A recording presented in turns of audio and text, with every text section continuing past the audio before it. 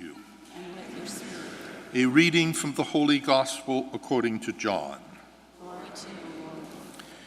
Jesus said to Nicodemus, "Just as Moses lifted up the serpent in the desert, so must the Son of Man be lifted up, so that everyone who believes in him may have life eternal. For God so loved the world that he gave his only Son, so that everyone who believes in him might not perish, but might have life eternal. For God did not send his Son into the world to condemn the world, but that the world be saved through him.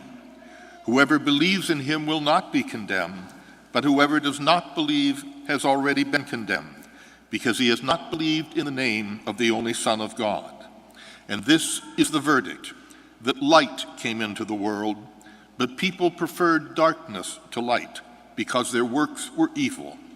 For everyone who does wicked things hates the light and does not come toward the light, so that their works might not be exposed. But whoever lives the truth comes to the light, so that his works may be clearly seen as done by God." The Gospel of the Lord. Praise to you, Lord Jesus Christ.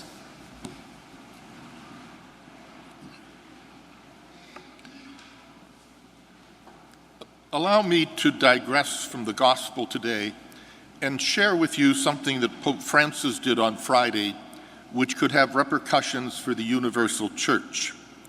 Friday was his second anniversary of the election to the papacy, and he took the occasion to announce an extraordinary Jubilee Year held throughout the church beginning December the 8th.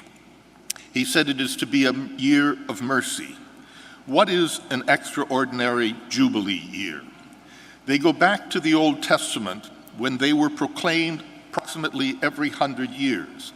And when there was an extraordinary Jubilee Year, everything was forgiven. If you had debts, they were forgiven. Slaves were set free.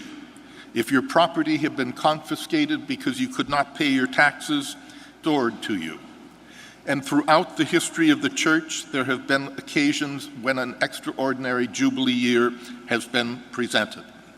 Pope Francis said what he wants to do is move the church from a place of condemnation and punishment to what he calls a field hospital, a place where people can feel welcome, can be healed, can be forgiven, and can be experiencing the mercy of Jesus Christ. There are three great stories of forgiveness and mercy in the Gospels: the prodigal son, the woman known to be a sinner, and the woman caught in adultery. And let me just briefly take a look at one of those to show you how Jesus approached mercy and forgiveness as opposed to how we have been doing it in the church. The story of the woman caught in adultery. First of all, does it not strike us that it's always the woman? Where's the man who was also responsible? But Mosaic law says that a woman who is caught in adultery is to be stoned to death. So when Jesus came upon the scene, the self-righteous leaders of the people were standing there with stones in their hands. Jesus bent down and began to trace in the sand. And all he says is, "Let he who is without sin cast the first stone." And one by one, the men began to walk away.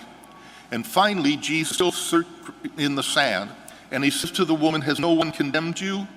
"No one, sir. Nor do I condemn you. Now go and avoid this sin." Does he make the woman beg for forgiveness? Does he lecture her? Does he punish her? Does he give her a penance? No. He simply forgives, shows mercy, and heals.